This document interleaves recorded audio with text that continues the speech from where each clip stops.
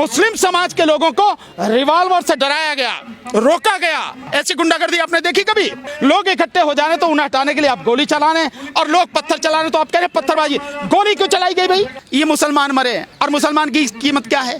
देखिए, जो संभल का मामला है, मेरी नजर में ये बहुत ही सोची समझी घिनौनी राजनीति के तहत ये सारा मामला है, और मुझे बहुत दुख के साथ कहना पड़ रहा है, लेकिन मैं कहूंगा जरूर कि अदालत भी इस सारे षड्यंत्र में शामिल है। जब देश में कानून है, जो धार्मिक स्थलों से संबंधित सन 1991 का कानून बना हुआ है, पार्लियामेंट द्वारा पास है, जिसमें कहा गया है कि 1947 से पहले की जो स्थिति इस देश में है, सभी धार्मिक स्थलों की स्थिति वही रहेगी, उसमें कोई किसी तरह की कोई सवाल नहीं उठाएगा, कोई छेड़छाड़ नहीं करेगा। और यही नहीं, उसमें रोका गया है कि अदालत भी उसमें किसी तरह का कोई हस्तक्षेप नहीं करेगी। सेक्शन 4 में कहा गया कि केवल यही नहीं, भविष्य में भी ऐसी कोई बात नहीं की जाएगी।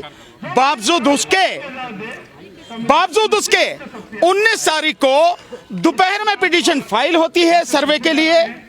कोर्ट उसी समय जो रेस्पोंडेंट हैं उनको सुने बिना, उनको मौका दिए बिना, जो प्राकृतिक न्याय का एक सिद्धांत है उसको लागू किए बिना, उसी दिन तत्काल आदेश करती है। और बड़े मजेदार बात देखिए कि इधर आदेश पारित हुआ और शाम तक जो है एएसआई के लोग सर्वे करने पहुंच भी गए। इससे ज्यादा और सुनियोजित षड्यंत्र और क्या होगा, घिनौना षड्यंत्र क्या होगा? क्योंकि उन्हें मालूम है कि अदालत जा रहे हैं, वहां से आदेश मिलेगा, और आदेश मिलेगा तुरंत उसे लेकर वहां पहुंच जाएंगे। ऐसा वेल प्लान तरीके से होता है, बिना उसके नहीं होता, और इसीलिए मैंने कहा कि अदालत भी इससे शामिल है। दूसरी बात, और जो एक बात मैं कहना चाह रहा हूं कि चलिए, जब 19 तारीख को सर्वे हो गया तो फिर 24 तारीख को सर्वे का क्या मतलब था? और सुबह 6 साढ़े 6 बजे पहुंच गए सर्वे करने, और उसके बाद में जो हुआ, 5 नौजवान बच्चे जो हैं हमारे, उनकी जान चली गई, हत्या की गई उनकी। मैं सीधा कहूंगा, और आरोप अब ये लगाया जा रहा है कि पुलिस ने गोली नहीं चलाई, जबकि आप देख रहे हैं पुलिस कैसे गुंजू करके, वो है ना पुलिस वाला यूं करके पिस्तौल चला रहा, और एक यूं करके चला रहा, वो ये सारी स्थिति। लेकिन पुलिस कमिश्नर ने इनकार किया है सर, जो पुलिस की गोली से। आपने कभी देखा है कि कोई अपराधी ये कहता हो कि मैंने अपराध किया है? सर, खुदाई का जो मसला है कि जो एएसआई खुदाई कर सकता है कि नहीं कर सकता? नहीं कर सकता। जो संविधान में जो कानून है बना हुआ 1991 का, वो किसी को भी इजाजत नहीं देता कि आप उसमें एक कदम भी रखें इस नियत से कि आप उसका सर्वे कर रहे हैं, कुछ कर रहे हैं। वो कानून पूरी तरह से रोकता है। सर्वे से पता कैसे लगेगा कि क्या पता लगाना है आपको? जब संविधान ने कह दिया, जब इस देश के कानून ने कह दिया कि 1947 से पहले की जो परिस्थिति है, वो उसमें कहीं भी कोई भी उस पर कोई सवाल नहीं होगा, कोई छेड़छाड़ नहीं होगी, फिर क्या पता लगाना है आपको? कौन होते हैं आप पता लगाने वाले? एएसआई कौन होता है? तो इसके पीछे कोई बड़ी साजिश? मैंने बताया, बाकायदा साजिश है, और बड़ी घिनौनी साजिश है। और अगर ये साजिश नहीं होती तो पिटीशन पड़ा, विपक्षी को मौका दिए बिना आदेश हो गए, और आदेश तुरंत लागू हो गया। यहाँ सालों साल आदेश पड़े रहते हैं, धूल चाटते रहते हैं, मिट्टी लग जाती है उन पे, अधिकारी कभी गौर ही नहीं करते, और यहाँ तो पहले से तैयार बैठे, सांझ को ही पहुंच गए वहां। और क्या चाहिए? षड्यंत्र कैसे होता, मिली भगत कैसे होती है, ये सब कुछ सामने है। और 24 तारीख को क्यों किया गया, इसका भी एक कारण है। 24 तारीख को इसलिए किया गया कि 23 तारीख को बेईमानी से जो बीजेपी जीत कर आई है चुनाव में, विशेषकर अगर उत्तर प्रदेश में कहूं तो 9 जो उपचुनाव में सीटें थी, उन पर में 7 सीटों पर जिस तरह से जीत के आई है, ऐसी गुंडागर्दी आपने पहले कभी नहीं देखी होगी। मुस्लिम समाज के लोगों को रिवॉल्वर से डराया गया, रोका गया। कुंदरकी में जाटव समाज के लोगों को, यादव समाज के लोगों को, मुस्लिम समाज के लोगों को वोट डालने से रोका गया। ऐसी गुंडागर्दी आपने देखी कभी? इलेक्शन कमीशन क्या था, कहां था वो? कौन से बिल में घुसा हुआ था? कौन सी रिश्वत लेके चुप बैठा था? कौन सी वफादारी निभा रहा था? जब उसकी जिम्मेदारी है देश के संविधान को बचाने की, जब उसकी जिम्मेदारी है कि निष्पक्ष चुनाव हो, स्वतंत्र और पारदर्शी चुनाव हो, क्या कर रहा था वो? इसलिए ये सब कुछ सोचे समझे साजिश के तहत हो रहा। सर, कहा जा रहा है पुलिस की तरफ से कि पत्थरबाजी की गई थी, उसको कंट्रोल करना। आप बहुत सिंपल सी बात है कि जो पत्थरबाजी का आप आरोप लगा रहे हैं, मैं मानता हूं कि पत्थरबाजी हुई है, पर शुरुआत किसने की है, वो क्यों शुरुआत हुई है, पत्थरबाजी की क्यों शुरुआत हुई है। आप जाओगे और एक धार्मिक स्थल में कानून को जो है धता बताते हुए, पैरों तले कुचलते हुए आप बिल्कुल गैर कानूनी गैर संवैधानिक काम करोगे, और उसके बाद जो आपसे पूछा जा रहा है आप उसका जवाब नहीं दोगे। लोग इकट्ठे हो जाने तो उन्हें हटाने के लिए आप गोली चलाने, और लोग पत्थर चलाने तो आप कह रहे पत्थरबाजी। गोली क्यों चलाई गई भाई, पत्थरबाजी से पहले आप इसका जवाब दो कि गोली क्यों चलाई गई।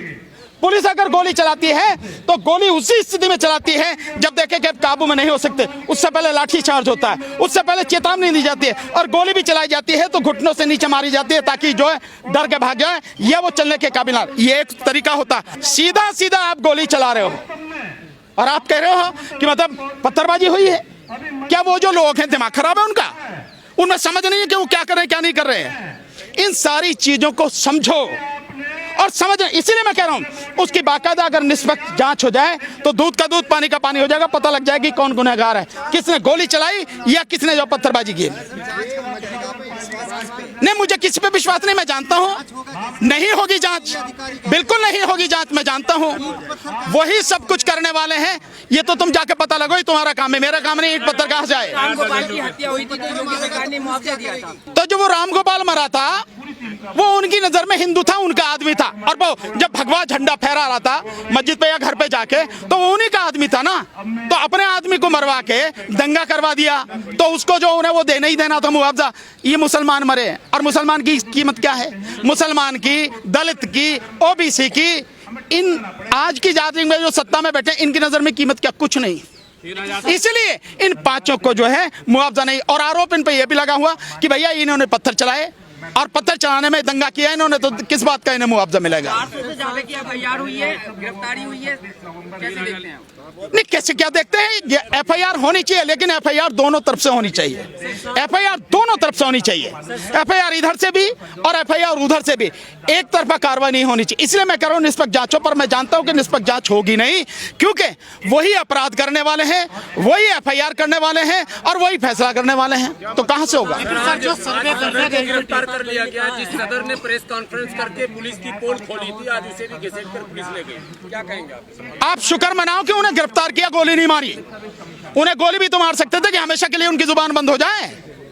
ये होगा जब शासन करने वाले लोग संविधान को नहीं मानते, कानून को नहीं मानते और अपनी तानाशाही और गुंडागर्दी दिखा रहे, तो तब ये सारी चीजें होंगी। इसीलिए तो मैं कह रहा हूं कि कोई निष्पक्ष जांच नहीं होगी, कुछ नहीं होगा। और वैसे भी इस देश में मुसलमान की और दलित की कोई कीमत है नहीं। किसने कहा है, योगी ने। तो योगी को संविधान पढ़ना चाहिए, पढ़े नहीं है तो मैं क्या करूं भाई। देश में जब अनपढ़ लोग राज कर रहे हैं तो उसी की वजह से ये सारा सब कुछ है। संविधान में बाकायदा समाजवाद शब्द लिखा हुआ है, सेकुलरिज्म लिखा हुआ है, धर्मनिरपेक्षता लिखी हुई है, और ये प्रस्तावना में लिखा हुआ है। एक बात तो ये रही। दूसरी बात आप ये कह रहे हो संवेदना व्यक्त नहीं करी, तो इमरान प्रतापगढ़ी जी को पता होना चाहिए कि जो शासन कर रहे हैं वो आरएसएस के और मनुवादी मानसिकता के लोग हैं, और ये जो दंगा कराया गया है ये सोची समझी रणनीति और राजनीति के तहत कराया गया है।